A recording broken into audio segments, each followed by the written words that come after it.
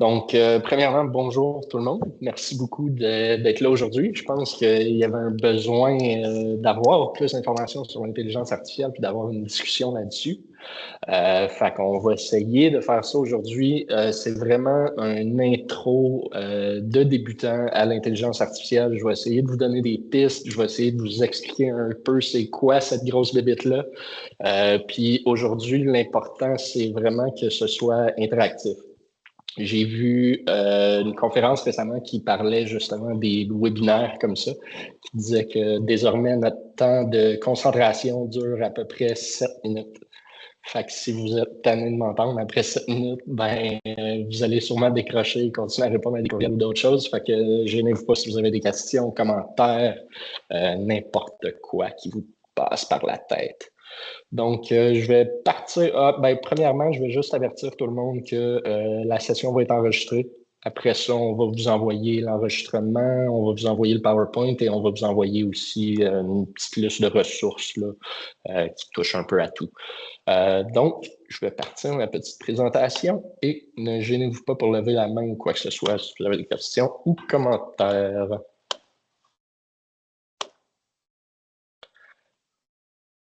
Parfait. Comme je vous disais, vraiment, il y a de l'engouement. Tout le monde parle d'intelligence artificielle ces temps-ci. Tout le monde a de l'air de l'utiliser, mais pas nécessairement tous de la même façon. Fait qu'on va essayer de couvrir un peu de tout ça. Fait que le but vraiment aujourd'hui pour moi, c'est de vous donner de l'information, mais aussi de vous amener à penser comment en faire usage dans votre vie de tous les jours. C'est-à-dire que il y a eu énormément de focus sur le numérique en création, mais je pense pas que c'est assez accessible pour tout le monde. Donc, moi, mon focus aujourd'hui, ça va être vraiment de vous donner des outils pour vous donner du temps pour pouvoir créer. Fait quand on pense à la communication, quand on pense à des choses comme ça, des petites pistes, des choses qu'on n'aime pas nécessairement faire, mais qu'en utilisant l'intelligence artificielle, on peut sauver du temps un peu pour se laisser plus de temps pour faire les choses qu'on aime, qui n'est probablement pas les médias sociaux. Donc, les objectifs de la rencontre, premièrement, ça va être de comprendre ce qu'est et n'est pas l'intelligence artificielle. On va explorer des façons d'utiliser l'intelligence artificielle pour gagner du temps et pour se simplifier la vie. Fait entre autres, la communication, l'organisation, la création de multiples choses, autant vidéo, photo que la création de texte carrément. On va découvrir des usages concrets de l'intelligence artificielle pour les artistes et les travailleurs du cirque, travailleurs, travailleuses. Et finalement, on va questionner les enjeux éthiques, sociaux, artistiques liés à l'IA. Donc, il y en a plusieurs de ça, mais on va voir comment on peut travailler à l'intérieur de ces balises-là. Donc, pour comprendre l'IA, premièrement, en fait, je vais parler à tout le monde, mais qui ici utilise déjà un peu l'intelligence artificielle dans sa vie de tous les jours? Françoise, donc Bertrand, parfait. Donc, moitié-moitié. Euh, est-ce que tout le monde est majoritairement sur ChatGPT ou est-ce qu'on utilise d'autres types d'outils? Un peu de tout. Parfait. On va regarder tout ça ensemble. Donc, pour comprendre l'IA, premièrement, c'est un gros phénomène. Fait que le meilleur chiffre que je peux vous donner, comme vous voyez dans le petit tableau, c'est que le point de référence, c'est l'adoption d'une plateforme par 1 million d'usagers. Donc, Netflix, en 99, a pris 3,5 ans pour atteindre 1 million d'usagers. Facebook, en 2004, on parlait de 10 mois, alors que ChatGPT, directement, on parle de 5 jours seulement pour atteindre 1 million d'utilisateurs. C'est quand même phénoménal, c'est énorme et maintenant on parle environ de 110 millions de visites par jour.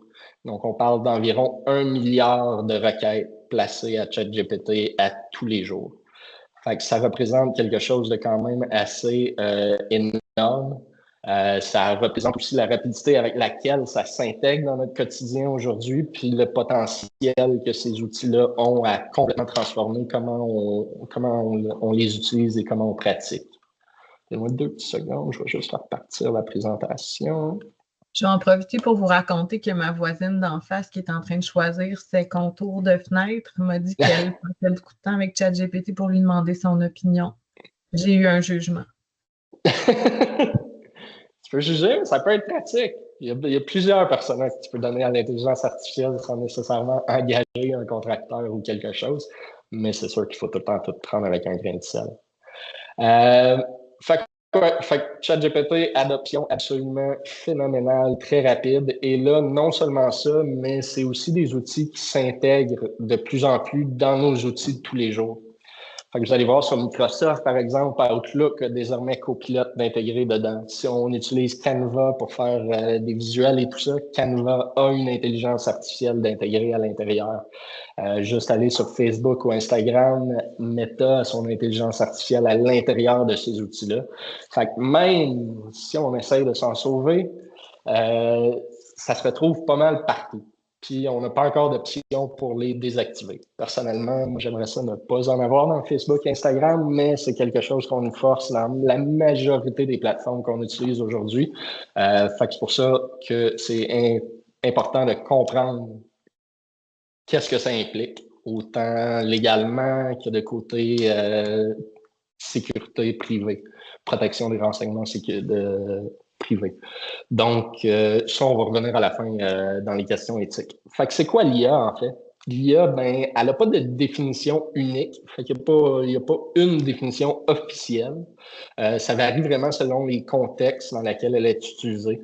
Fait que l'intelligence artificielle, ça désigne un ensemble de techniques qui permettent aux machines de simuler des fonctions cognitives humaines comme apprendre, raisonner, percevoir, interagir et résoudre des problèmes. Il y a différents types d'IA. L'IA principale à laquelle on a été habitué, c'est l'IA faible, donc l'IA assistive. Fait que c'est des outils qui nous aident à réaliser des tâches spécifiques. Fait que surtout les assistants vocaux, on parle de Siri, Alexa, Google Assistant. Tu poses une question et ça t'aide à réaliser cette tâche-là. Donc, moi, par exemple, j'ai des Google Home à la maison qui me permettent de changer les couleurs de mes lumières en y parlant. On s'entend que ça répond à une requête et que ça prend pas nécessairement beaucoup d'intelligence derrière ça, mais que c'est considéré quand même de l'intelligence artificielle faible. Donc, il y a aussi l'intelligence artificielle générative, qui est beaucoup plus ce qu'on connaît aujourd'hui avec ChatGPT, Gemini et tous ces outils qui existent. Donc, l'IA générative nous permet de créer du contenu. Donc, comme ça le dit, ça génère du contenu, que ce soit du texte, des images, de la musique, et ça se base sur un jeu de données pour le faire. Et finalement, on parle d'IA forte, donc une intelligence hypothétique capable de raisonner et d'apprendre comme un humain. On pense à HAL dans les films de Kubrick, on pense à Data dans Star Trek, mais c'est encore quelque chose de super hypothétique. Donc, l'intelligence artificielle n'est pas encore tout à fait intelligente, comme on dirait. Après ça, il y a deux concepts principaux quand on parle d'intelligence artificielle. On va parler du machine learning, donc l'apprentissage automatique. Donc, par exemple, si il y a le mot se désinscrire qui apparaît plusieurs fois dans nos courriels, le machine learning peut faire en sorte d'identifier toutes ces instances-là et de soit les déplacer dans une autre boîte. C'est un peu comme les règles sur Outlook. Après ça, on parle de deep learning, vraiment d'apprentissage profond avec des réseaux neuronaux, excuse. On parle de reconnaissance faciale, par exemple. Donc, tout ce que ça implique de reconnaître un visage, les points sur la face, tout ça, ça prend une intelligence quand même assez phénoménale pour faire ça. Ça prend aussi beaucoup de données et ça prend un entraînement de machine pour qu'elle sache ce qu'est un œil, ce qu'est un nez, comment répertorier toutes ces choses-là. Si on pense par exemple au CAPTCHA qu'on utilise beaucoup, beaucoup, beaucoup, c'est un peu ça qu'on fait depuis des années, entraîner les intelligences artificielles à identifier des choses en photo et tout ça. Donc souvent, quand on rentre un mot de passe ou quoi que ce soit, puis qu'on nous demande de cliquer sur les vélos, les lumières ou les autobus, ben depuis des années, on aide les intelligences artificielles un peu à se former et à reconnaître des items en visuel, en photo. On va faire un peu de vocabulaire désormais par rapport à l'intelligence artificielle. Donc, la première notion qu'on va parler, c'est la notion d'un prompt. Donc, vraiment, le texte ou la consigne qu'on donne à une IA pour obtenir une réponse. Fait que c'est les questions qu'on leur pose. Tantôt, on va regarder c'est comment poser un prompt comme disons. C'est vraiment une façon de penser différente. Il faut vraiment tenir l'intelligence artificielle par la main pour arriver à un résultat qui est ce à quoi on s'attend. Après ça, on va parler de token, donc une unité de découpage du texte utilisée par les IA. Donc, par exemple, dans les versions gratuites de ChatGPT, tout ça, souvent, on va parler d'un nombre de tokens prédéfinis, donc d'un nombre de requêtes qu'on peut placer avec ChatGPT. Je peux avoir 10 conversations avec à l'intérieur de l'heure, ça va se régénérer l'heure d'après.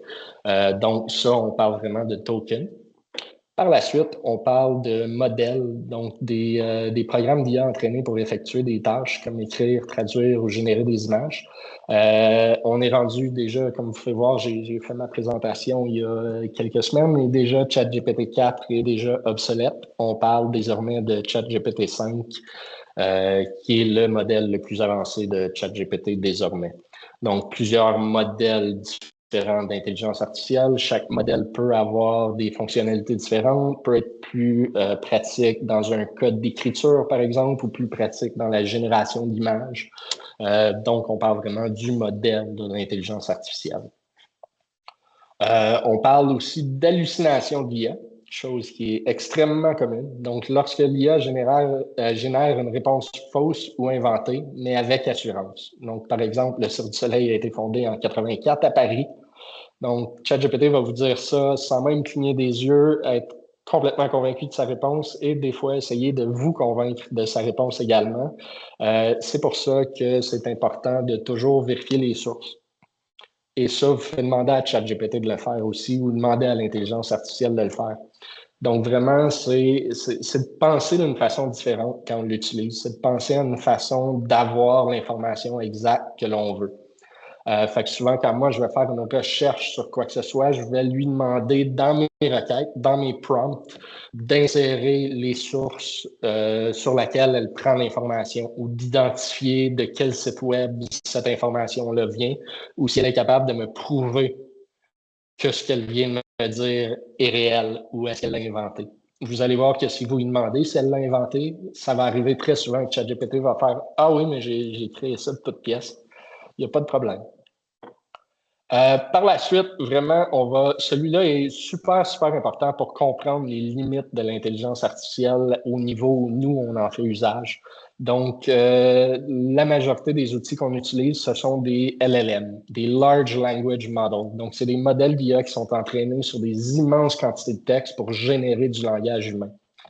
Fait qu'en gardant ça en tête, une intelligence artificielle, vraiment, ce que c'est un LLM, c'est un prédicteur de texte. C'est-à-dire que si on rentre allô, ben lui, généralement, au travers de toutes les conversations sur lesquelles il a été entraîné, ça risque de continuer avec comment ça va. Donc, pour l'intelligence artificielle, lui, il fait juste prédire ce qui s'en vient. Si on regarde, si on fait une analyse profonde de comment Shakespeare écrit, par exemple, il y a des mots-clés qui reviennent après certaines expressions. Il y a des façons de formuler des phrases qui sont plus récurrentes que d'autres. Donc, l'intelligence artificielle, vraiment, c'est juste, il prédit. Il prédit ce qui va venir après le mot que vous rentrez. Il va prédire le contenu qui fait du sens du côté écriture. Vraiment, il référence des choses plus qu'il crée des choses. Après ça, on va parler d'API, d'interface de programmation applicative, donc un outil qui permet à deux logiciels de communiquer entre eux. Ça, vous allez l'entendre souvent, souvent, souvent, souvent. Donc, l'exemple que je vous donne, c'est utiliser l'API de PayPal pour accepter les paiements en ligne. Je vous donne un exemple auprès d'Ampis. Nous, pour le renouvellement, on est sur la barre de faire le switch à Stripe. Donc, on va utiliser l'API de Stripe pour procéder aux transactions. Donc, c'est un lien littéralement entre deux logiciels différents.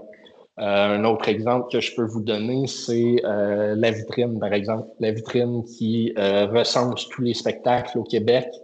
Il y aura possibilité éventuellement de se connecter avec cette base de données-là pour importer les spectacles vers nos bases de données personnelles. Donc, en plus, on a un répertoire des spectacles. Donc, éventuellement, ça va être possible de parler, de communiquer avec la plateforme de la vitrine pour optimiser la découvrabilité de toutes ces œuvres-là et qu'elles soient présentes autant sur le site web d'Ampis que sur le site web de la vitrine. Les API, des fois, c'est payant, des fois, ça ne l'est pas. Ça dépend vraiment des logiciels. Je veux juste qu'on parle de vocabulaire, là. On ne tombera pas dans les gros détails techniques de ce qu'est une API et tout, là. Mais c'est un mot que vous allez voir revenir souvent. Après ça, on va parler de fine-tuning, donc de réentraînement d'un modèle d'IA sur des données spécifiques pour l'adapter à un usage précis. Fait que ça, c'est vraiment plus à grande échelle. C'est pas quelque chose qu'on va nécessairement faire dans notre usage de tous les jours, mais c'est possible de créer des modèles d'IA qui sont, on va dire, hors ligne et de les entraîner sur des données spécifiques.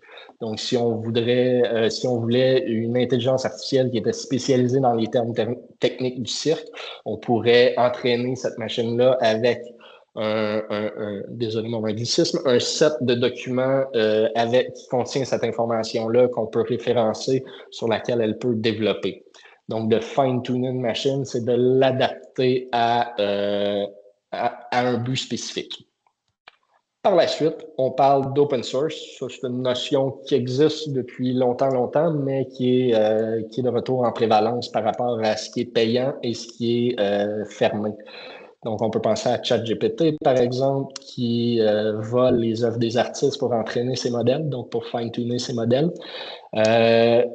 Et malgré le fait que toute cette information-là a été volée, le modèle de ChatGPT est quand même quelque chose qui est fermé, donc qui est propriétaire. Je vous donne l'exemple du modèle DeepSeek. On en a entendu parler un tout petit peu au début. C'était une version gratuite d'un modèle IA qui était aussi performante que ChatGPT, mais qui avait été développé en Chine. Et ce modèle-là en particulier était open source. Donc, open source, c'est un logiciel ou un modèle d'IA dont le code est ouvert. C'est-à-dire que n'importe qui peut accéder au modèle et modifier ses informations à l'intérieur ou s'approprier carrément le code et développer quelque chose à partir de ce code-là. Donc, c'est gratuit, c'est ouvert et c'est développable à long terme. Après ça, finalement, on va tomber dans ce que l'IA n'est pas. Fait que l'IA, c'est pas réellement de l'intelligence humaine. Donc, comme je vous disais, ça prédit le texte qui s'en vient, mais ça va pas nécessairement créer du texte. Ça va pas créer des notions. Elle réfléchit pas, elle rapporte de l'information qu'elle a dans ses bases de données. Donc, l'IA pense pas comme un humain. Elle prédit ce qui s'en vient. Elle n'est pas créative, elle prend des morceaux de plein d'affaires pour en faire un tout, donc elle recombine l'information. Et finalement, évidemment, l'IA n'est pas complètement fiable, elle n'est pas capable de vérifier ce qu'elle dit, donc c'est pour ça que c'est important pour nous de lui demander ses sources, de la relancer souvent sur d'où vient l'information qu'elle nous donne, qu'elle nous donne. On a tendance à féminiser beaucoup les assistantes personnelles comme ça, alors que ça devrait plutôt être non-genré. Donc, je m'excuse si je tends souvent à utiliser des L pour ChatGPT ou des choses comme ça. Je ne me suis pas habitué encore à neutraliser mon langage par rapport aux intelligences. Donc, les outils les plus connus dont vous avez sûrement entendu parler, ici, on parle vraiment de visites annuelles sur ces sites-là, sur ces outils-là. On va parler d'une période de août 2024 à juillet 2025. Donc, comme vous pouvez voir, ChatGPT a une partie absolument phénoménale du marché. Donc, c'est le premier qu'on a entendu parler, c'est celui dont on parle le plus souvent, c'est celui qui est le plus utilisé aussi. Donc, comme vous pouvez voir, dans la dernière année, on parle d'environ 46 milliards de visites sur le site web. Par la suite, on voit DeepSeek. DeepSeek, comme je vous disais, était le modèle gratuit chinois qui a fait les manchettes pendant un moment aussi. Donc, on voit qu'il vient en second. On va parler de Gemini, qui est l'intelligence artificielle de Google. On parle de Perplexity. Claude, qui est un autre modèle, celui-là un peu plus spécialisé sur le texte. On va parler de Microsoft Copilot, qui est, comme je vous disais un peu plus tôt, intégré dans pas mal la majorité des outils Microsoft désormais, disponible dans Outlook, carrément dans la fenêtre d'Outlook, donc intégré dans le modèle sans possibilité de l'enlever. On a également Grok. Celui-là, c'est l'intelligence artificielle de Twitter, donc celle d'Elon Musk, à prendre avec un grain de sel. On va parler de Po, de Meta AI et de Mistral. Donc, ça ressemble à ça un peu pour ce qu'est l'intelligence artificielle. Est-ce que vous avez des questions? Est-ce que vous avez des commentaires? Est-ce que vous avez des exemples de comment vous vous servez de l'intelligence artificielle ou ce que vous comprenez de l'intelligence artificielle? Est-ce qu'il y a quelqu'un qui voulait jaser de ça? Vas-y, Françoise, si tu as quelque chose à apporter. Hop, tu es sur mute. Il faudrait juste réouvrir ton micro. Si tu fais le microphone en haut à droite, à côté du petit bouton. Ça y est, c'est lui qui a le contrôle. Oui, on est bon. Moi, c'est ça. Moi, l'IA, c'est sûr que je m'en sers surtout pour de la recherche. Puis effectivement, je veux dire, écoute, les 7 doigts, c'est une compagnie basée en Alberta. Là, fait qu'il faut vérifier tout le temps. Puis là, ce que je me demandais, c'est ça, comment vérifier? Fait que dans ta requête, tu lui demandes la source où de vérifier.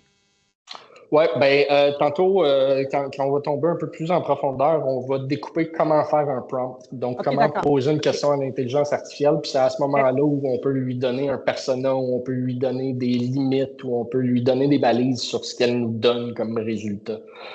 Fait qu'on va regarder ça un petit peu plus en détail, mais comme je disais un peu plus tôt, vraiment, c'est très débutant là, comme classe. Fait qu'on tombera pas trop dans les détails, mais on va bien analyser comment poser une question de façon efficace à l'IA.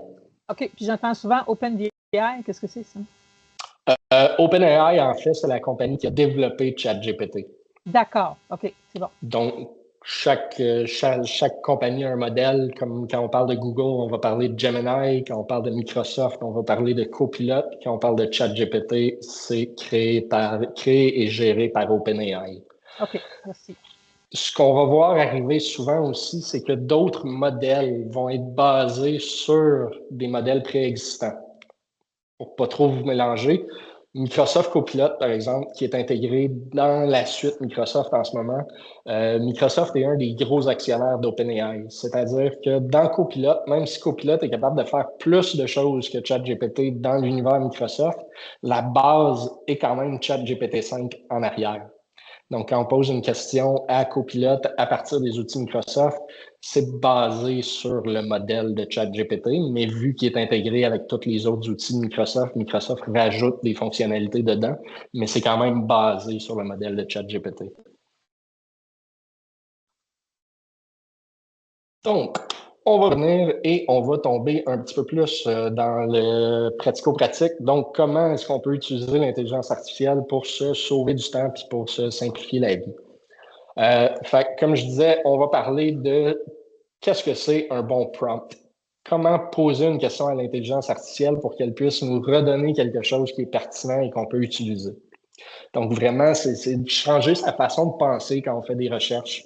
Penser vraiment à toutes les limites de ce qu'on peut demander ou penser à préciser ce qu'on peut demander le plus possible pour avoir une réponse cohérente qui a du sens et qui est backée par des sources. Donc, le premier élément d'un prompt, c'est le persona. Qui est-ce qu'on veut que l'intelligence artificielle soit? Donc, donner un rôle à l'outil. Je vais passer au travers et dans la slide suivante, j'ai un exemple de prompt découpé là, et on pourra discuter de prompts différents qu'on pourrait bâtir ensemble. Donc, je vais parcourir ça très rapidement et on passera à l'exemple qui va être plus détaillé. Donc, le persona, donc donner un rôle à l'outil, lui donner un objectif. Donc, qu'est-ce qu'on attend de l'intelligence artificielle? C'est quoi le résultat qu'on veut? On va également lui faire mention de l'audience, donc du public cible ou du niveau de langage qu'on veut qu'elle nous apporte. Fait que si on pense, par exemple, à un article scientifique, je veux peut-être qu'elle me l'explique comme si j'avais 5 ans et non pas comme si j'étais un astrophysicien. Donc, le niveau de langage va complètement changer et l'information qu'elle va me donner va être adaptée au niveau que je lui demande. Il y a également le contexte, donc ce que l'outil doit savoir. Donc, je pense à une demande de subvention, par exemple, à laquelle on pourrait poser des questions à l'intelligence artificielle. Ben, il y a tout le contexte des objectifs de la demande de subvention également, le contexte du projet. Donc, vraiment lui donner les informations qu'elle doit savoir pour pouvoir vous donner des réponses plus spécifiques au projet et à la requête que vous lui donnez. Et par la suite, les limites, les contraintes. Donc, est-ce que je veux qu'elle me sorte un texte de 700 mots ou est-ce que tout ce qu'elle va me sortir, je veux que ce soit absolument 300 mots maximum? Est-ce que je veux des sources sur chacune des mentions qu'elle va me donner? Donc, vraiment, c'est de lui donner les balises pour que ChatGPT ou l'intelligence artificielle puisse répondre à nos questions de façon spécifique avec ces balises-là. Donc, dans les éléments d'un prompt, voici un exemple de quelque chose que j'ai découpé très rapidement. Là. On pourra avoir une conversation de groupe après, puis inventer un prompt de toute pièce ou inventer un prompt, par exemple, pour faire une demande de subvention. Donc, le premier élément, donc le persona. Donc, je demande à l'intelligence artificielle d'être un expert en médias sociaux, en plus d'être spécialisé dans le secteur culturel et artistique. Donc, déjà là, de la façon dont il va me répondre, de la façon dont il va faire ses recherches dans la base de connaissances, il va prendre ce persona-là et répondre comme s'il était un expert en médias sociaux. Mon objectif avec ça, c'est de créer un mini calendrier de 4 publications, donc Instagram et Facebook, pour promouvoir un spectacle de cirque contemporain avec des textes, des idées visuelles et des hashtags. Donc ça, c'est mon objectif. Voici ce que je veux que tu me donnes comme rendu. Peu importe les questions que je te pose, peu importe où on va, voici ce que je m'attends de toi. Par la suite, l'audience, le public cible, je veux que ce soit un public cible composé de jeunes adultes entre 18 et 35 ans qui sont intéressés par les arts vivants, la créativité et l'innovation. Je veux qu'ils utilisent un langage accessible, dynamique et inspirant. Fait que vraiment, encore là, on rajoute une couche. Voilà l'audience à qui je m'adresse. Je veux que ton message soit adapté pour répondre à cette question-là. Donc, ça peut être autant ce qu'on veut qu'il sorte à comment on veut qu'il s'adresse à nous. Je vous donnais l'exemple un petit peu plus tôt de... moi, j'utilise beaucoup le Explain like I'm 5. Explique-moi comme si j'avais 5 ans pour qu'il puisse me sortir des résultats de façon très, très simple et de façon en bullet point. Souvent pour des sujets un peu plus compliqués. Après ça, on passe dans le contexte. Donc, le spectacle mélange acrobatie et nouvelles technologies, projection vidéo, musique électronique en direct. Il s'adresse à un public curieux qui aime les expériences artistiques originales. L'événement a lieu à Montréal dans un théâtre reconnu. Donc, lui, il va prendre ça, c'est le contexte, c'est ce que je sais sur le projet et il va l'adapter dans ses réponses. Donc, quand on parle d'un mini calendrier de publication, ben, il va se baser un peu sur le contexte en plus probablement d'inventer des choses, mais il va se baser sur le contexte pour mieux orienter sa réponse. Et finalement, on va parler des limites, donc un maximum de 150 mots par publication. Je veux respecter le ton professionnel mais créatif et je veux absolument qu'il y ait un appel à l'action clair, donc acheter un billet ou partager la publication par la suite. Donc là, je lui donne des balises pour que le résultat de mon entretien avec l'intelligence artificielle, que je perde moins de temps à interagir back and forth avec. C'est-à-dire que plus je lui donne d'informations, plus je réfléchis à qu'est-ce que je veux comme rendu, plus l'intelligence artificielle va être spécifique et vous donner de l'information qui est plus intelligente, qui va être moins créée de toutes pièces. Donc, est-ce que vous voulez qu'on prenne le temps de faire un petit exercice ensemble? Simplement, désolé, donnez-moi 2 petites secondes. Donc, Yves, non, ça ne devrait pas. Est-ce que quelqu'un d'autre avait des problèmes avec le PowerPoint? Est-ce que ça déconnectait? Non? Parfait. Fait qu'est-ce que vous voulez qu'on prenne un petit 2-3 minutes simplement pour bâtir un prompt ensemble? Je vais vous donner, si vous voulez, on peut le faire avec un chat GPT qu'on créerait, par exemple, pour faire une demande de subvention, question que ce soit pertinent pour tout le monde. Donc, je vais vous inviter premièrement à m'assister avec le persona. Donc, qu'est-ce qu'on donnerait à l'intelligence artificielle comme persona si on voulait qu'elle nous assiste dans la rédaction d'une demande de subvention? Est-ce que quelqu'un aurait une réponse pour moi? Est-ce que quelqu'un veut s'avancer? Peux-tu remettre la slide d'avant? Le Ouais. personnage, c'est de quelle façon on veut s'adresser? Oui, exactement. Donne-moi 2 petites secondes, je vais remettre la Ben, ce serait slide. d'abord de s'adresser à nos pairs du milieu artistique. C'est destinataire. Ah non, c'est ça. Ça Ouais, pourrait fait être que fait que le personnage, c'est de donner un rôle à l'outil réellement. Qui avait amorcé la réponse? Désolé, je vous ai interrompu. Oui, c'est moi, moi. mais je suis pas sûre de ce que je dis. Vas-y, Bertrand. En fait, Bertrand, vas-y, Sandy, je reviens vers toi après. Par exemple, tu peux le dire, tu es un spécialiste de rédaction de subventions provinciales, mettons. Exactement. Moi, c'est souvent ça que je vais faire. Je vais préciser le palier gouvernemental, je vais préciser le projet, je vais vraiment lui donner un personnel complet. Donc, tu es un responsable d'analyse de subvention au gouvernement du Québec et tu devras analyser cette subvention en m'assistant. Donc, ça, c'est un exemple. On peut créer des personnels pour plein de choses. Donc, moi, par exemple, j'ai un assistant personnel médical où je fais juste, tu es un médecin, je veux que tu répondes à mes questions comme si tu étais un médecin. Ou un graphic designer, par exemple, pour mieux m'aiguiller sur comment baser ma création et tout ça. Oui, Macarena. Les personas, c'est finalement la personne qui va lire, la personne qui va rédacter. C'est ça qui n'est pas clair pour moi. Dans mon cas, tu es, comme la personne, Bertrand avait dit, tu es la personne experte dans ton organisme qui crée cette subvention, genre. C'est ça, la persona, ou c'est la personne qui va lire au ministère la demande de sub? Le persona, c'est vraiment le ton qu'on veut que l'intelligence artificielle prenne. Okay. Donc, c'est vraiment de spécifier comment est-ce qu'on veut qu'il analyse l'information et qu'il nous la retourne. Donc, si je suis en train de rénover ma salle de bain, je ne ferai pas juste je veux un contracteur général. Si je fais de la céramique, par exemple, je vais vouloir un spécialiste en céramique. Fait que c'est vraiment de lui donner exactement ce qu'on veut comme résultat de réponse. Lorsqu'on parle vraiment... Oui, pardon, mais si moi je crée une demande de subvention pour mon organisme, je veux que cette subvention ait la couleur de l'organisme. C'est pas qu'il soit comme carré comme comment la personne qui pourrait lire la demande de sub. Oui, absolument. Fait que dans le fond, à ce moment-là, moi, je le mettrais plus dans le contexte où je ferais une présentation de l'organisme pour qu'il sache sur quoi puiser pour répondre d'une façon.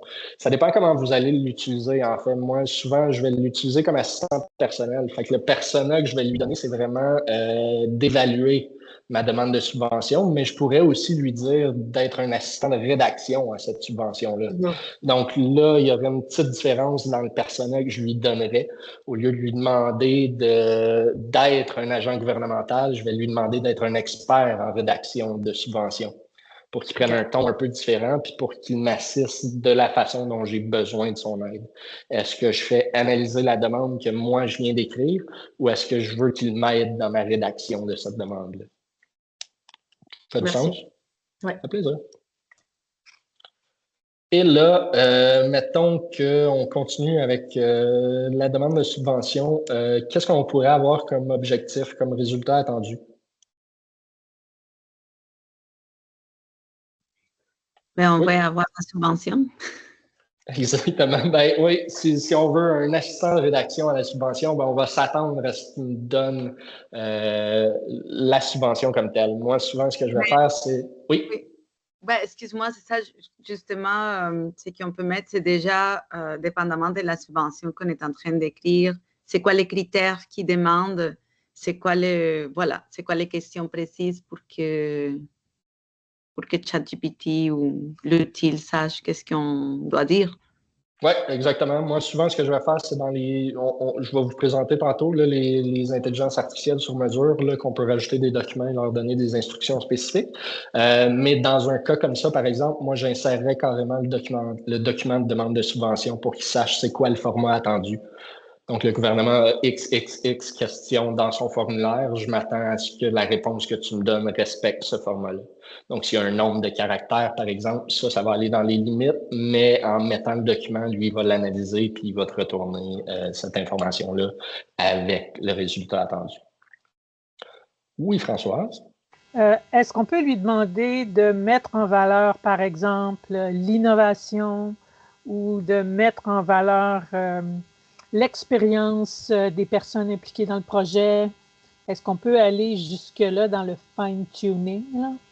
Oui, absolument. Ça fait partie du contexte, ça fait partie de l'audience et ça fait partie des limites. Donc, l'audience, ça va vraiment être à qui il répond, de quelle façon on veut qu'il réponde, mais dans le contexte, on peut définitivement mettre ces affaires-là.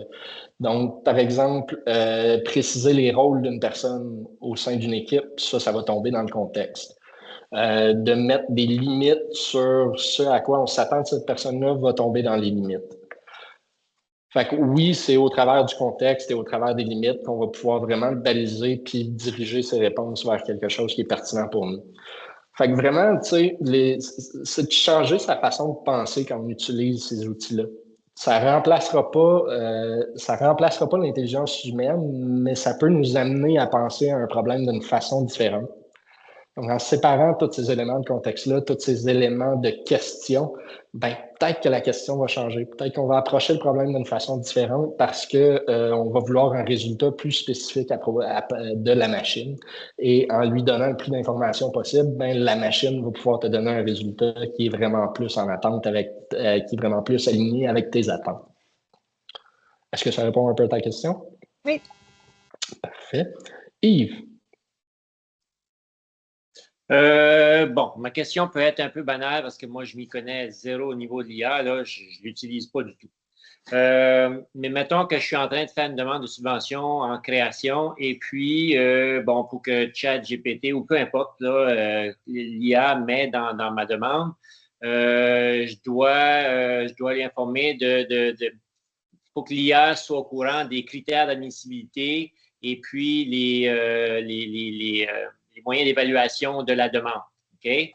Est-ce qu'il faut que je lui fournisse l'information en conséquence ou est-ce que je peux lui dire, va sur le site du Conseil des arts du Canada, mettons, et réfère-toi à la partie création, etc. Est-ce que l'IA va faire sa propre recherche et puis ensuite de ça, OK, j'ai trouvé l'information, je sais sur quoi je dois me baser, c'est quoi les critères d'admissibilité, c'est quoi les méthodes d'évaluation, etc. Très, très, très bonne question et ça va dépendre des intelligences artificielles et de comment elles fonctionnent. C'est-à-dire qu'en utilisant ChatGPT, par exemple, la connaissance du modèle, si on fait juste lui poser des questions, s'arrête à fin 2024. C'est-à-dire qu'elle n'aura pas des éléments de nouvelles nouveaux. Mais on peut lui demander d'aller chercher sur Internet. Donc, si je lui donne un lien, elle va pouvoir aller vérifier sur cette page du site Internet-là, même si ça ne fait pas partie de sa base de connaissances. Donc, un modèle, donc ChatGPT, par exemple, est entraîné sur des données préexistantes et ces données préexistantes finissent à une date spécifique. Mais si j'ai une demande de subvention sur le site du gouvernement, je peux faire « Hey, voici l'URL, je veux que tu aies sur cette page-là et que tu me sortes les objectifs de la demande et tout ça. » Donc, on peut lui demander de sortir l'information aussi. Puis après ça, ça peut nous outiller pour bâtir un meilleur prompt. Donc, en allant chercher, en lui faisant analyser la page gouvernementale, mais lui, il peut aller chercher les éléments clés, puis après ça, nous, on peut développer notre prompt d'une façon plus spécifique. Ça répond-tu à peu près? Ça fait plaisir. Oui, absolument.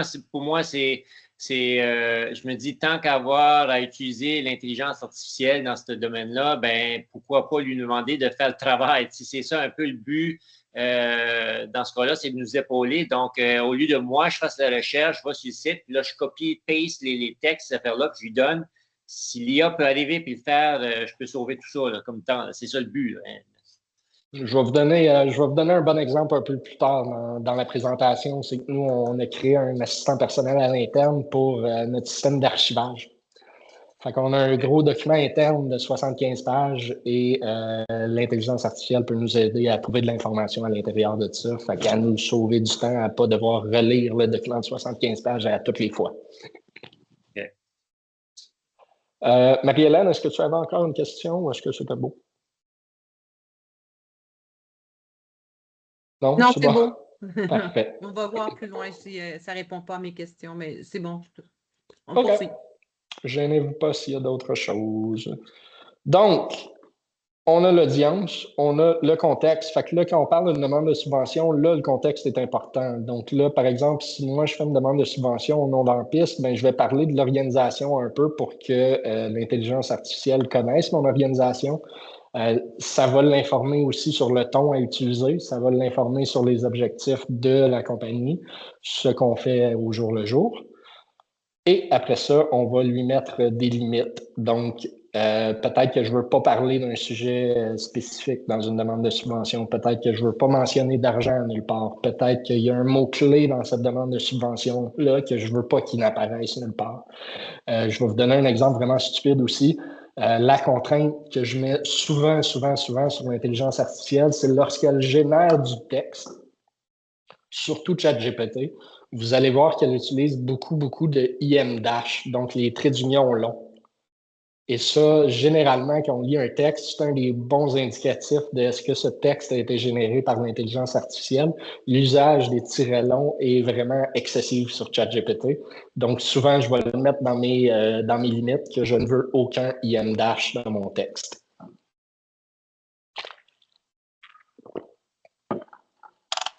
Donc, ça fait-tu du sens un peu pour les prompts? Est-ce que quelqu'un avait des questions ou quoi que ce soit, ou est-ce qu'on continue? Je vais prendre ça pour on continue. Gênez-vous pas. Donc, encore là, maintenant qu'on sait comment poser une question à l'intelligence artificielle, on va brainstormer très rapidement sur des façons comment l'IA peut nous simplifier la vie, peut nous sauver du temps justement pour nous permettre de faire les choses qu'on aime et moins les choses qu'on n'aime pas. Donc, premièrement, il y a la rédaction, donc rédiger rapidement des courriels, infolettes, publications, réseaux sociaux. Donc, je vous donne un exemple très simple pour les réseaux sociaux. On part d'une idée spécifique, on a un texte descriptif de l'événement qu'on veut annoncer et là, on fait « Hey, j'ai besoin de ça, je veux 3 publications Facebook, je veux 2 publications Instagram et je veux une publication TikTok. Je veux que tu utilises les tons propres à chacun de ces médias sociaux-là. » Donc, à partir d'un gros bloc de sujet, un gros bloc sur le projet, lui, il va être capable de découler ça en plusieurs petites parties. On peut générer des titres accrocheurs, des slogans créatifs. On peut écrire une bio d'artiste ou une invitation à un spectacle très rapidement. Souvent, moi, comment je vais fonctionner, c'est avec des bullet points. Donc, généralement, je vais juste sortir mes idées, je vais mettre les idées que je veux absolument dans le texte en bullet point et par la suite, je vais lui inviter à me créer un texte de X nombre de mots avec tel ton pour que je puisse adapter ce texte-là par la suite pour les médias sociaux. Donc, en y allant par bullet point, tu sors des idées, tu brainstorm et tu peux le passer dans l'intelligence artificielle rapidement par la suite. Donc, très pratique pour la rédaction, très pratique pour les communications. On a également les brainstorms. Donc, on pourrait, par exemple, générer des idées de spectacles, des concepts artistiques, des noms d'événements. On peut débloquer de l'inspiration en cas de page blanche. On peut explorer des approches artistiques nouvelles. Par exemple, on pourrait proposer des idées de spectacles de cirque pour un festival jeunesse. Donc, vraiment, on peut l'utiliser comme, en bon anglais, un sounding board. Donc, interagir avec l'intelligence artificielle pour développer des idées, pour pousser des idées, pour explorer des sujets spécifiques.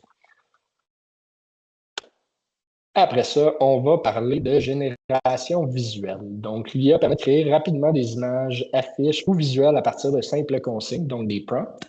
Par exemple, on peut générer une affiche de cirque en style rétro ou une scénographie futuriste en quelques secondes. Fait que la génération visuelle, sans remplacer, je mets une énorme bémol ici, une énorme bémol, que ça ne remplace pas un graphic designer. Je vous donne un exemple précis récemment. Le Patin Libre a fait une affiche de spectacle en utilisant l'intelligence artificielle et partout où ils ont publié l'affiche, ils se sont fait graffiter cette affiche-là parce que le monde trouve ça cheap d'utiliser l'intelligence artificielle pour faire des posters et des choses comme ça. Donc, il y a des usages spécifiques qui sont déconseillés. On ne veut pas enlever de la job, on ne veut pas remplacer la création.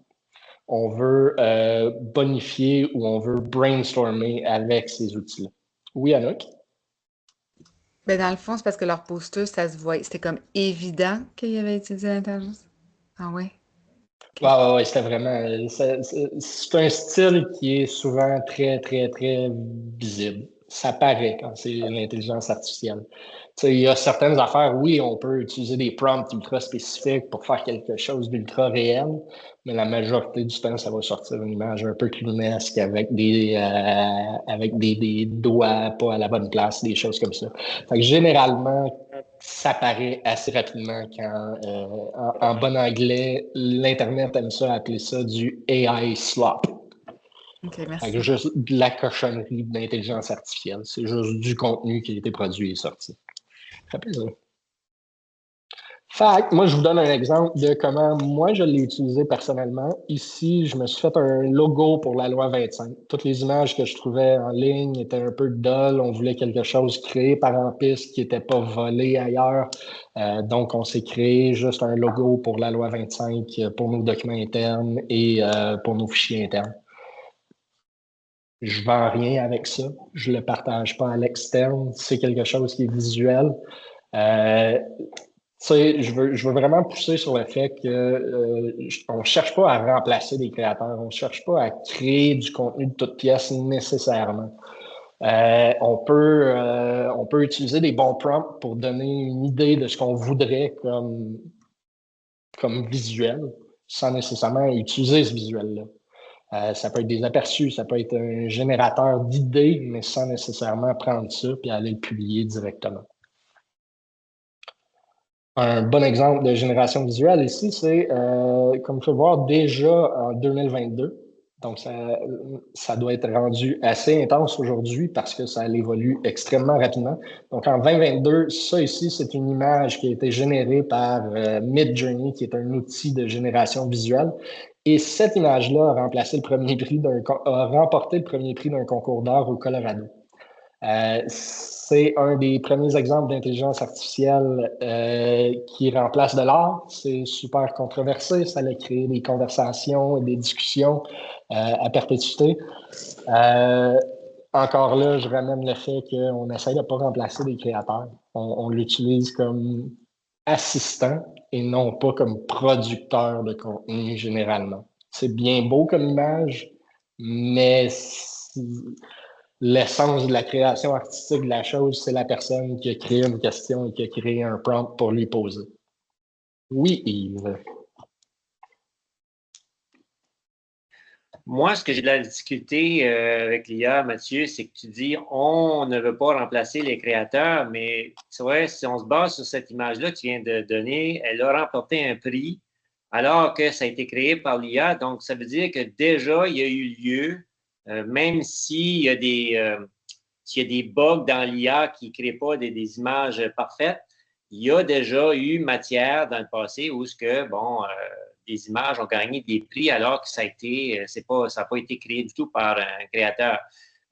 Puis là, tu l'as mentionné aussi tantôt que ça évolue. Donc, plus que ça va, plus que l'IA est capable de générer des images de plus en plus spécifiques, qui devient plus difficile à déceler que ça a été fait par l'IA. Je me dis où c'est qu'est la limite dans tout ça. Puis quand tu dis on ne veut pas, tu parles de qui? Est-ce que tu parles de nous autres en tant que créateurs, on ne veut pas se faire remplacer ou c'est les personnes derrière la machine? J'essaie de comprendre. Mais moi, j'ai un bémol là-dessus au niveau de l'IA, c'est qu'à un moment donné, il n'y a plus de contrôle là, à ce niveau-là. Je regarde, j'ai mon ami Aurélie Tenzer qui est graphiste, puis c'est inquiétant pour son avenir. Il y a bien des gens qui sont en train de perdre leur travail avec ça parce que l'IA est en train de s'améliorer de plus en plus. Et puis, en tout cas, je l'ai apporté ce point-là. C'est pas parce que je veux être négatif, mais moi, j'ai une crainte par rapport à l'utilisation de l'IA. C'est où est la limite? Où est-ce qu'on s'arrête avec ça? Je suis 100% d'accord avec vous, Yves. C'est une grosse problématique. Tu sais, c'est une grosse bébête, l'intelligence artificielle, qui touche à vraiment plein de choses puis qui évolue à une vitesse phénoménale. Quand je dis on, je parle de moi personnellement, je parle de la réaction des gens aussi qu'on voit au travers de la société, là, que les gens sont fâchés quand l'intelligence artificielle remplace des créations ou des choses comme ça. Mais oui, c'est sûr qu'à la vitesse où ça évolue, ça va remplacer des choses éventuellement. Là, et de voir c'est quoi les valeurs personnelles, c'est quoi nos éthiques personnelles, c'est quoi les éthiques de nos compagnies face à l'usage de l'IA. C'est une problématique qu'on ne peut pas régler, c'est une problématique à laquelle on ne peut pas fermer les yeux non plus. Donc, en vous donnant une petite formation comme ça aujourd'hui, je ne vous invite pas à aller créer du contenu de toute pièce avec l'IA, mais il faut au moins comprendre comment ça fonctionne, comprendre comment l'utiliser pour ne pas manquer le bateau complètement. Un peu comme tous les gens étaient réfractaires au début à l'Internet en général, aux nouvelles technologies. Il y a certaines choses qui restent et il y a d'autres choses qui disparaissent. Moi, je vous garantis que si on fait l'usage de la génération visuelle pour faire des affiches de spectacle, par exemple, ça paraît souvent. Ça paraît. Il manque quelque chose encore à l'IA pour pouvoir créer comme ça. Mais comme je vous dis, c'est une question d'éthique personnelle, c'est une question de comment on fonctionne en société. Moi, je ne crois pas qu'on devrait l'utiliser en création. Ça, c'est un personnel. Donc, c'est un gros problème, c'est une grosse question existentielle de la société et c'est quelque chose qu'il faut qu'on discute ensemble. L'autre bémol que je vais amener, c'est pour l'instant, c'est vraiment phénoménal. Pour l'instant, le capitalisme n'est pas encore passé dans les outils, c'est-à-dire qu'il n'a pas restreint l'usage. En ce moment, les compagnies perdent des quantités phénoménales d'argent avec ces modèles-là. ChatGPT n'est pas solvable en ce moment, mais pas du tout. Donc là, on a plein de fonctionnalités, on a plein d'affaires, et éventuellement, quand il va falloir qu'ils fassent de l'argent, ils vont tout enlever, ils vont réduire le modèle pour que ce soit rentable. Donc oui, pour l'instant, on est un peu dans un wild, wild west de l'intelligence artificielle, de création et tout ça, mais éventuellement, le balancier devrait revenir, dans mon opinion, avec les contraintes du capitalisme. Sarah, est-ce que vous aviez encore une question?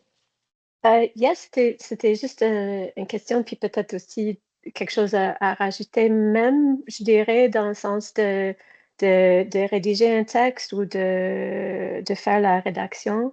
Moi, je dirais que pour les professeurs à l'université, puis même pour les gens qui vont lire les textes, parfois, on peut vraiment voir quand ça a été écrit par ou avec l'intelligence artificielle. Je ne sais pas pour les organismes culturels ou même pour comme les conseils des arts, mais les profs utilisent des outils pour vérifier si l'intelligence artificielle a été utilisée avec ou pas, parce que pour les limites des règles de l'université, pour certaines, c'est comme tricher d'utiliser ça et souvent ça l'est. Quelque part, je me demande, OK, mais ça prend une super connaissance de la langue, de les langues de notre pays, de faire danser les mots comme il faut pour la com, même si j'imagine que c'est plate. Je connais pas cette rôle-là, mais d'avoir besoin d'écrire pour Facebook et pour Instagram et pour TikTok et tout ça. Quelque part, est-ce qu'on est en train de comme transférer notre savoir et notre créativité sur comment créer des prompts, juste à la place de les utiliser pour en fait faire le travail nous-mêmes? Et deuxième partie de cette question / observation, c'est ça prend combien de temps pour pouvoir maîtriser, donner des prompts, puis aussi vérifier que les résultats sont ce qu'on veut pour justement sauver le temps à utiliser ces outils-là. C'est 100% des questions absolument pertinentes dans l'usage qu'on en fait. Encore là, on revient à des questions d'éthique personnelle. Je vais prendre l'exemple des professeurs. Là, à l'envers du décor, je suis pas mal certain qu'il y a beaucoup de professeurs aussi qui utilisent l'IA pour corriger des devoirs. Fait que, tu sais, c'est un push and pull. Push and pull d'un peu tout le monde, de jusqu'où on peut aller avec ces outils-là, c'est quoi les contraintes qu'on va se mettre nous-mêmes, c'est quoi les contraintes qu'on va devoir observer. Tu sais, quand je parle de faire une demande de subvention, je parle pas de prendre le texte de ChatGPT puis de le mettre dans la demande de subvention. Je parle de me rédiger un premier outline que par la suite, moi, je peux aller mettre de la saveur dedans et de mettre de la magie dedans. Mais C'est sûr, c'est toujours une question d'éthique, c'est toujours une question de jusqu'où on veut pousser l'usage, comment qu'on veut s'en servir. Moi, je pousse vraiment pour le fait que ça peut sauver du temps. Les affaires de communication, surtout, là, d'adapter des textes pour Facebook, pour Instagram, c'est des choses qui sont relativement génériques que tout le monde doit faire maintenant parce que le public est là, mais que le plus-value du contenu n'est pas nécessairement énorme quand on le fait avec l'intelligence artificielle. Fait que c'est par rapport à l'usage qu'on veut en faire, c'est par rapport à le travail personnel qu'on veut faire. C'est sûr qu'en demandant des sources, en allant chercher de l'information, c'est possible que si on l'avait fait tout seul, ça prendrait moins de temps ou ça peut un temps comparable, mais vraiment, c'est propre à chacun. Donc, c'est des grosses. Il y a beaucoup, beaucoup, beaucoup de questions existentielles avec l'intelligence artificielle qui demeurent. T'en réponds-tu un peu? Carmen. Ouais, ben, j'ai comme deux questions ou commentaires. La première, c'est qu'au début, en fait, j'avais beaucoup d'appréhension à donner de l'information à ChatGPT sur, mettons, qui nous sommes, notre organisation. Et justement, je me suis rendu compte que le plus que j'ai donné déjà de l'information, le mieux que ça allait être. Mais je me demande justement, est-ce qu'on est en train de, en même temps, très ouvertement, en train de donner nos informations à cette chose qui pour l'instant reste ouverte, mais qui éventuellement, comme tu dis, peut-être vont venir nous resserrer la vis puis nous charger beaucoup d'argent quand on est vraiment habitué à utiliser. Ça, c'est une question que j'avais. Puis la deuxième question, c'est que justement, je vois souvent passer dans mes réseaux comme « Ah, tu as 40 ans, puis tu utilises encore seulement ChatGPT dans ta façon d'interagir avec AI. » Donc, j'étais curieuse pour savoir, ben, peut-être que ce n'est pas justement dans ce contexte qui est pour débutants, mais justement, c'est quoi les outils magiques auxquels on ne sait pas encore, puis que les gens sont en train d'utiliser pour nous vendre des contenus, pour nous vendre de plein de choses. Donc, peut-être que tu pourrais répondre ou à déjà une idée sur tout ça. Ben, il y a tellement des outils qui existent et c'est tellement des choses qui se développent rapidement. Je vais vous donner un exemple spécifique. Il y a une formation que je regardais donnée sur ChatGPT 4 qui coûtait à peu près 700 $. Ils l'ont annoncé et dans la semaine suivant l'annonce de cette formation-là, ChatGPT a tué ChatGPT 4. Donc, la formation qui était spécifique sur ce modèle de l'intelligence artificielle-là était plus valide à l'intérieur d'une semaine. Donc, c'est des outils qui évoluent à une vitesse phénoménale. C'est compliqué de rester à jour. Il y a tellement d'outils qui existent. Vous allez voir, j'ai beaucoup de ressources dedans pour aller voir la quantité phénoménale des outils qui existent et comment les utiliser. C'est de s'adapter, c'est de voir l'usage qu'on veut en faire, mais moi, souvent, je vais ramener sur la table que c'est important de penser à qu'est-ce qu'on veut faire avec l'intelligence artificielle. Je ramène encore le fait que je ne pousse pas la création avec l'intelligence artificielle. Je pousse sauver du temps avec l'intelligence artificielle. La rédaction de subventions, ça prend du temps. De la recherche, ça prend du temps. Lire un rapport gouvernemental sur l'état financier du Québec qui est peut-être 150 pages. C'est pas ça dans l'intelligence artificielle. Tu fais résume-moi comme si j'avais 5 ans les grandes lignes de ce document. Et par la suite, tu peux aller poser des questions pour aller chercher de l'information plus spécifique, mais ça te donne déjà un gros aperçu de la quantité phénoménale d'informations. Fait que j'ai pas vraiment de réponse directe, mais il y a tellement des outils, ça avance tellement vite. Fait que c'est de faire l'usage, c'est d'identifier des places où on peut sauver du temps, où on peut gagner en temps, en fait. Je sais que ça ne répond pas entièrement, mais j'espère qu'il y a un petit élément de réponse là-dedans. Je sais que je vais dépasser énormément. Je pense que j'aurai une quinzaine de minutes de plus. Fait que je comprends très bien si vous devez quitter l'aventure. Il est désormais 1h03. Mais si jamais vous voulez rester avec nous, j'ai quelques petites slides supplémentaires. Dans tous les cas, l'enregistrement va vous être envoyé et on va vous envoyer aussi le PowerPoint et une petite liste de ressources, là. Donc, merci à ceux qui participent avec nous. Si vous devez quitter. Puis sinon, on continue à choisir un tout petit peu. On va passer de génération visuelle. Ici, j'avais juste des petites ressources rapides. Donc, les plus connus, il y en a, comme je vous dis, des quantités phénoménales d'intelligence artificielle. On parle beaucoup de Stable Diffusion, de DALL-E 3 pour créer des images. Ça, c'est celui de ChatGPT. On parle de Midjourney. Et celui-là qui est CapCut, c'est un outil qui est un peu plus pour la création de vidéos pour les médias sociaux. Donc, simplement d'aligner des clips et d'être capable de faire un montage vidéo rapide avec ça. Donc, encore là, je parle de médias sociaux. Je ne dirais pas de faire un film ou un trailer de spectacle avec ça, mais de faire une affiche pour les médias sociaux rapidement qui est du contenu en quelque sorte jetable parce qu'on publie et le lendemain, c'est peut-être plus valide. Ça peut être pratique d'avoir des outils comme ça. Bref. Maintenant, on va parler de génération vidéo. Donc, autre chose, il y a, comme je vous dis simplement pour vous donner des idées, l'IA permet de créer rapidement des séquences vidéo réalistes à partir de simples consignes, à partir de prompts, d'images ou de courtes vidéos existantes. Donc, par exemple, générer un teaser de spectacle en quelques secondes ou tester une scénographie animée avant de la construire. Donc, vraiment de faire des storyboards, d'explorer des idées, plus que de sortir ces idées en contenu en bonne et due forme. Donc, créer des concepts visuels dynamiques, explorer différents styles cinématographiques, gagner du temps pour prototyper des idées sans passer par un tournage. Donc, tu peux bâtir un environnement complet avec la génération vidéo avant de payer quelqu'un pour le faire. Donc, oui, Françoise?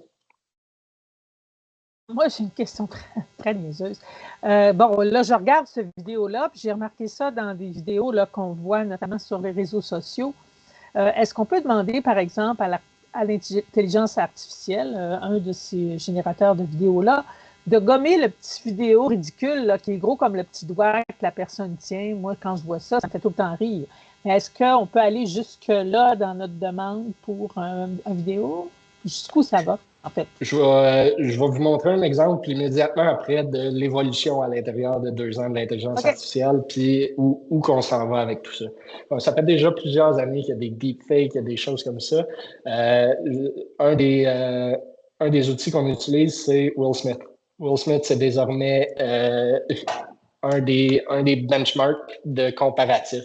Donc, ça ici, c'est une vidéo qui a été faite en 2023. À partir de l'intelligence artificielle où Will Smith mange du spaghetti. On peut voir, c'est vraiment pas réel. On trouve pas que c'est extrêmement réaliste. Et maintenant, en 2025, on est rendu là. Donc, pour répondre à ta question un peu, d'ici 2 ans, ça va être rendu 1000 fois plus intense que ça. Donc, oui, on risque de pouvoir absolument peaufiner ce qui se passe à l'écran, peaufiner le son et tout. Vous allez voir dans le premier exemple que je vous ai donné, il n'y avait pas de son, tandis que dans celui-là, on peut l'entendre cruncher les spaghettis. Puis ça, c'est un des éléments qui fait en sorte qu'on sait que c'est de l'intelligence artificielle parce que ces spaghettis sont pas mal croquants pour des spaghettis cuits. Mais comme je vous dis, ça évolue tellement rapidement que d'une semaine à l'autre, les fonctionnalités changent, il y a des nouveaux outils et tout ça. Donc, c'est assez intense. Donc, pour la génération vidéo ici, je vous ai sorti juste des modèles rapides. On parle de Sora, le modèle d'OpenAI. On parle de VO3 de Google. VO3, c'est celui qui a été utilisé pour la dernière vidéo de Will Smith, celle qui est quand même assez réaliste. Et on parle également de Runway. Donc, encore là, juste des ressources générales, il en existe des centaines. Je vous ai mis les plus ceux dont on entend le plus parler. Par la suite, on peut utiliser l'intelligence artificielle aussi pour s'organiser, résumer, chercher. Donc, transformer des notes en plan d'action. Par exemple, j'ai une demande de subvention à déposer d'ici vendredi. Voici les éléments que j'ai besoin de compléter. Peux-tu me faire un horaire de réalisation? D'ici mercredi midi, il va falloir que tu ailles fait l'intro. Donc, on peut vraiment l'utiliser pour faire des frameworks, pour l'utiliser comme assistant personnel jusqu'à un certain point. On va parler de synthétiser de l'information, donc résumer un rapport de plusieurs pages en quelques points clés. Encore là, comme je vous disais, on peut passer le budget du gouvernement dedans puis avoir une analyse synthétisée assez rapidement à l'intérieur d'une minute ou deux. Donc, on peut sauver du temps là-dessus dans les sections qui sont pertinentes pour nous autres et aller plonger dans le document dans ces sections-là par la suite sans nécessairement devoir passer par les 150 pages quelconques. Répondre à une question, poser une question sur un document pour retrouver l'information rapidement. Comme je vous donnais l'exemple tantôt, chez Ampis, on a un gros document de calendrier de conservation pour l'archivage de la nomenclature de nos archives et tout ça, quel document va dans quel dossier, tout ça. C'est un document d'à peu près 75 pages. Donc, souvent, je vais décrire ce qu'est le document parce que je ne veux pas mettre des documents à l'intérieur pour des raisons de sécurité privée. Donc, je ne veux pas partager d'informations personnelles. Donc, je ne mettrai pas le document, mais je vais indiquer ce que peut contenir le document et je vais aller chercher où je pourrais le placer dans mon système d'archives. Je vais vous donner un autre exemple. Juste ici, on va parler des usages chez Ampis. Donc, nous, chez Ampis, on fait nos comptes rendus de rencontres. Donc, on enregistre nos rencontres Teams selon ce qui s'est dit. S'il y a de l'information personnelle, on ne passe pas dans ChatGPT. S'il n'y a pas d'information personnelle, on fait un compte rendu de la rencontre. On insère les points pour la prochaine rencontre. Donc, on a un outil pour ça. On l'utilise aussi des fois pour la rédaction de subventions, comme je vous disais plus tôt, pas pour faire la rédaction en bonne et due forme, mais pour nous donner un framework pour pouvoir le réaliser ou pour nous donner une ligne directrice pour pouvoir écrire la subvention. Poser des questions spécifiques à un document, comme je vous disais, notre archivage, et finalement les GPT personnalisés pour des tâches spécifiques. Je vous donne un exemple extrêmement spécifique. On a créé un chat GPT personnalisé pour la loi 25. Donc, on a mis tous les documents gouvernementaux sur les exigences de la loi 25, tout ce que ça contient, et on peut poser des questions à chat GPT. Et lui, sa base de connaissances, ça va être tous les documents gouvernementaux. Donc, on a besoin de faire une évaluation des facteurs de vie privée pour ce projet-là. Comment est-ce que je fais ça? Par où je commence? C'est quoi qu'il faut que ça contienne? On peut lui poser toutes ces questions-là et lui se réfère aux documents gouvernementaux pour nous répondre. Fait, comme je vous dis, ça peut être vraiment un assistant personnel. Les GPT personnalisés, c'est des choses qui se retrouvent sur pas mal toutes les plateformes. Ça a des noms différents. C'est souvent des projets où on peut donner des instructions spécifiques à ce projet-là.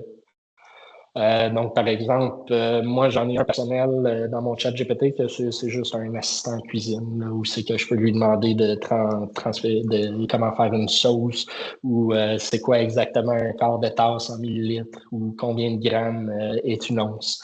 Donc, on peut vraiment lui donner des directives spécifiques.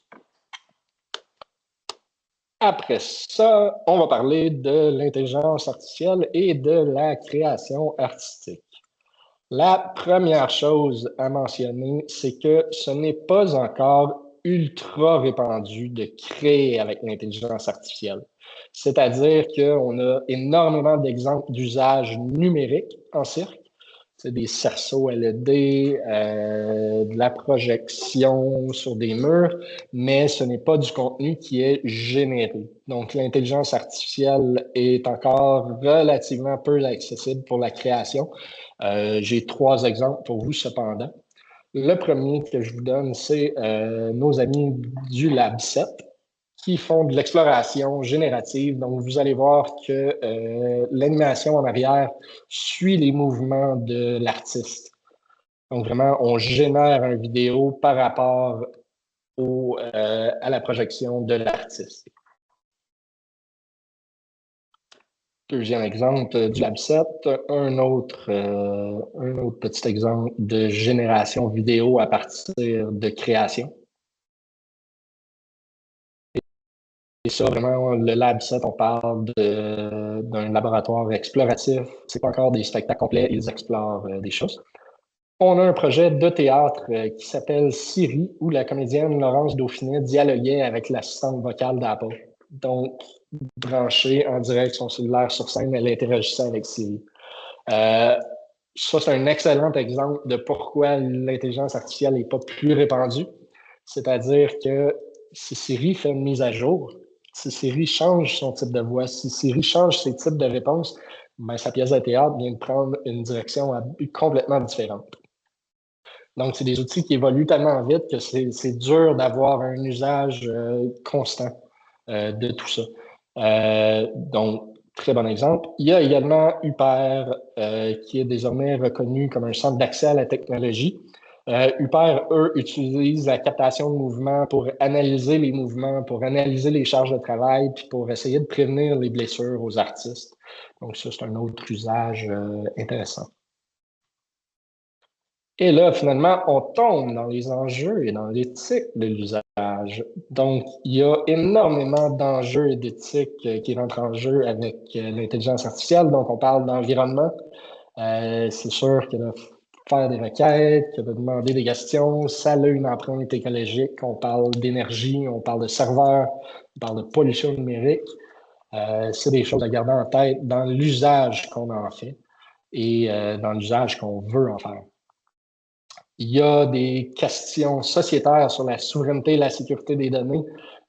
Où est-ce que ces données sont? À qui appartiennent-elles? D'où sont-elles puisées? Donc, il y a des poursuites judiciaires un peu partout en ce moment par des artistes qui se sont fait qui se sont fait utiliser leurs livres pour entraîner l'intelligence artificielle. Donc, il y a beaucoup, beaucoup de choses qui rentrent en jeu. L'origine et le contrôle de l'IA par des pays est également très importante en ce moment avec tout ce qui se passe aux États-Unis. Si vos données personnelles appartiennent aux États-Unis, ben, il y a beaucoup de choses qui rentrent en jeu. Il y a un impact direct aussi sur l'emploi et sur les métiers créatifs. Il y a les biais et les discriminations des algorithmes. C'est-à-dire qu'une intelligence artificielle comme Grok, par exemple, qui est de l'intelligence artificielle de Twitter, a été entraînée beaucoup sur les tweets. Et on sait que Twitter est reconnu pour être un bon bastion d'extrême droite. Donc, le contenu sur lequel a été entraîné est biaisé déjà. Donc, il y a des gros risques avec tout ça également. C'est pour ça que c'est important de toujours redemander ses sources, de toujours identifier d'où vient l'information et de vraiment double vérifier ce que l'intelligence artificielle nous dit. Il y a le partage d'informations sensibles qui est à l'avant-plan avec la loi 25 et tout ça. Qu'est-ce que je dis à l'intelligence artificielle? Récemment, il y a énormément de personnes sur Internet qui ont utilisé les ChatGPT, les intelligences artificielles comme des psychologues, comme des avocats. C'est super important de se souvenir que tout ce qu'on partage à l'intelligence artificielle ne nous appartient pas nécessairement. Donc, si on partage des choses personnelles, ben, il n'y a pas de secret professionnel. Avec ChatGPT, c'est pas un psychologue et c'est pas un avocat. Donc, le secret professionnel n'existe pas. Finalement, en culture et création, la création à partir d'œuvres existantes, comme je vous disais, les droits d'auteur. Donc, est-ce que si je crée une image, il va aller prendre des éléments d'une œuvre déjà existante? Est-ce que c'est un copyright à ce moment-là? La transparence et la responsabilité dans l'usage des outils aussi, de dire « Hey, mon poster a été fait avec l'intelligence artificielle » ou de faire cette déclaration-là de « Ah, ce texte a été généré par l'intelligence artificielle ». C'est important aussi quand on relate à la loi 25, puisqu'il y a une exigence de la loi 25 d'avoir des politiques de confidentialité. Et dans ces politiques de confidentialité-là, on doit faire mention des outils qu'on utilise. Donc, de faire mention de l'usage de l'intelligence artificielle. Et finalement, ça ressort à ça. Donc, est-ce que vous aviez des questions, des commentaires autres? Oui, Yves. Ben justement, avec ce que tu viens de mentionner dans la fenêtre juste avant, moi, j'ai pris la décision que toute demande de subvention, en partant, ça va être écrit en parenthèse, ce texte n'a pas été généré par l'IA si j'ai pas, parce que je veux être certain que les gens, les lecteurs ou le jury qui regarde mes demandes sachent que c'est pas quelque chose fabriqué par une machine, ça vient vraiment de moi, c'est légitime, c'est à la base, même ma demande de subvention peut être une création en soi, là. Donc, je veux qu'ils sachent que ça vient totalement de moi. Oui, je peux m'avoir servi de l'IA pour faire des corrections ou des tournures de phrases, mais de dire que mon texte a été fabriqué, je veux que le jury sache que non, ça vient de moi, ça vient d'une personne et non pas d'une machine. Fait que moi, je ne vais pas indiquer que ça va être fait par la machine, mais je vais dire que ça vient directement de moi. C'est pas généré par l'IA. C'est ça que je vais faire. C'est une très, très belle initiative. C'est vraiment, c'est l'éthique personnelle de comment on veut utiliser ces outils-là. C'est sûr que de le déclarer comme ça, c'est très bénéfique pour tout le monde. Ce que ça ne garantit pas, par exemple, c'est est-ce que la personne qui analyse votre demande est en train d'utiliser l'intelligence artificielle pour l'analyser. Je pense, on parle des biais aussi. Je pense, par exemple, aux intelligences artificielles pour les applications d'emploi. Donc, quelqu'un qui dépose un CV de plus en plus, les CV sont explorés par des intelligences artificielles et il y a plusieurs exemples de comment on peut fausser ces données-là. Donc, dans un CV, lui, il va aller chercher des mots-clés. Si on n'a pas ces mots-clés-là, le CV est mis de côté directement. Un des très bons exemples de comment fausser ces données-là, c'est dans un CV, par exemple, tu peux mettre tous les mots-clés en texte blanc pour qu'ils n'apparaissent pas à l'intérieur, mais puisque c'est du texte dans un document, même s'il n'est pas visible au CV, l'intelligence artificielle qui le parcourt va voir ces mots-clés-là quand même à l'intérieur du document. Fait il y a beaucoup, beaucoup de choses qui rentrent en jeu dans l'usage de l'intelligence artificielle. Oui, Françoise. Oui, bon, c'est ça. C'est qu'en fait, toutes les IA, leur source, c'est l'Internet. Alors, je veux dire, ce que l'IA fait exister, c'est ce qu'il y a sur Internet. Alors, il ne faut pas oublier qu'en dehors de l'écran, en dehors d'Internet, ça inclut réseaux sociaux et tutti quanti, là, il existe des choses qui sont pas... qui sont vivantes en vrai, mais qui ne sont pas existantes virtuellement. Fait qu'à un moment donné, ben, c'est ça, les limites de l'intelligence artificielle, c'est ça, n'est-ce pas? Absolument. Puis c'est super, super important de contre-vérifier l'information parce que oui, comme tu mentionnes, en fait, on s'entend que l'Internet, c'est pas la place la plus saine de la planète Terre. Il y a beaucoup de contenu d'extrême droite, beaucoup de racisme sur les médias sociaux. Donc, c'est des éléments qui sont utilisés aussi pour entraîner la machine. Donc, les biais sociétaires qu'il y a sont renforcés en plus dans l'intelligence artificielle. Fait que d'en faire un usage averti est définitivement quelque chose qu'on recommande. Donc, finalement, ici, je vous ai mis quelques ressources, simplement des sites, des agrégateurs d'intelligence artificielle. Donc, ça va vous dire, je recherche un agrégateur, je recherche quelque chose pour créer des photos, pour avoir une liste de plein d'intelligences artificielles différentes pour vous aider à faire ça. Donc, vraiment juste pour vous donner un aperçu de tout ce qui est possible de faire désormais avec les IA. C'est des bons sites web pour aller vérifier les outils, pour aller explorer ce qui existe. Fait que ça ressemble à ça. J'espère que ça vous a... Oui, Yves. Hop, vous êtes muté, Yves. Question peut-être bien stupide pour vous autres, mais moi, c'est de grande importance pour moi. Mettons, à un moment donné, parce que j'ai jamais utilisé l'IA, je ne sais même pas par quoi commencer, où aller pour m'y rendre. Est-ce que, mettons que je vais avoir accès au chat GPT, j'ai aucune idée comment je m'y rends. Donc, est-ce que c'est sur un site Internet? Est-ce que je peux, à partir de Google, me demander comment m'y rendre? J'ai aucune idée. Bien, justement, les ressources présentées à l'écran en ce moment, c'est les portes d'entrée pour tous ces outils-là. Fait que si vous allez explorer là-dessus, ça va vous amener vers les pages de ces intelligences artificielles-là. Il est possible, oui, ChatGPT est en ligne. Il y a également des applications cellulaires, applications ordinateurs, mais vous pouvez l'utiliser uniquement en ligne aussi, là, en vous rendant directement au chatgpt.com, je crois, quelque chose comme ça. Il y a une chose que je veux mentionner à tout le monde aussi. C'est une phrase clé en technologie, c'est-à-dire que si vous ne payez pas pour l'outil, vous êtes le produit. C'est ça. C'est-à-dire que ce que vous partagez dans une intelligence artificielle gratuite va être utilisé pour entraîner le modèle. Nous, par exemple, chez Ampiste, on paye pour ChatGPT. Ça nous donne l'option, il y a une petite option dans les options là, pour décocher, pour ne pas partager ce qu'on utilise dans ChatGPT avec le modèle. C'est-à-dire que le contenu que nous, on insère dedans ne peut pas être utilisé pour former la machine. Donc, la notion vraiment quand on utilise des outils gratuits qui est Si vous ne payez pas pour, c'est que vous le produisez. Oui, Macarena. Question pratique, quand tu nous parlais des étapes persona, les limites, contexte, c'est des outils conversationnels. Est-ce qu'idéalement, on met toutes les informations au début ou on fait des étapes par rapport à... Parce que les outils nous posent des questions. Donc, comment... Ah, il n'y a pas de micro. C'est correct. Ah. Pourrais-tu recommencer ta question, s'il te plaît? Je Oui, suis désolé, absolument. j'ai voulu fermer la présentation, j'ai fermé la rencontre à la place. Okay. Comme c'est des outils conversationnels, moi, je voulais savoir les étapes que tu nous présentais, persona, contexte, limite et tout ça.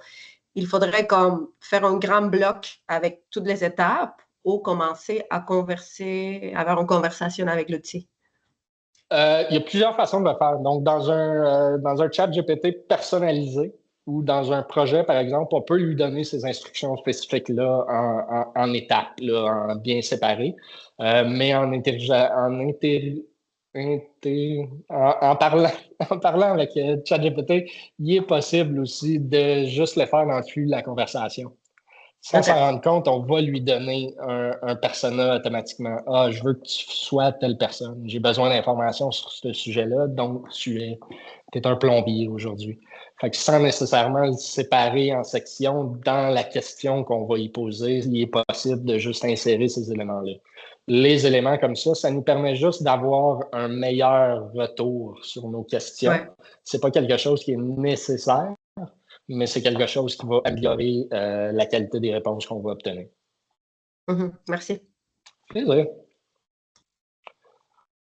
Dernière question, commentaire, sinon je vous laisse tous aller et je vous remercie énormément d'avoir été là. On est bon. Si vous avez d'autres questions, gênez-vous pas. Mon courriel va être dans le PowerPoint. Le PowerPoint va vous être envoyé. Il contient plein de ressources cliquables. Toutes les photos sont cliquables et tout ça. Si vous voulez aller consulter les vidéos.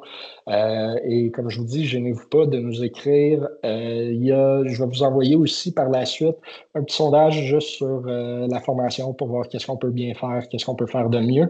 Et on va vous demander aussi si vous avez des sujets spécifiques que vous voudriez explorer en numérique, si on veut explorer un outil en particulier, si on veut apprendre exactement comment créer un chat GPT sur mesure. C'est des choses qu'on peut explorer et qu'on peut vous offrir au travers des formations. Donc, c'est ça. Merci beaucoup. Merci beaucoup à tous. Merci d'avoir passé votre midi avec nous. Passez une très bonne fin de journée. Oui, ciao, ciao tout le monde.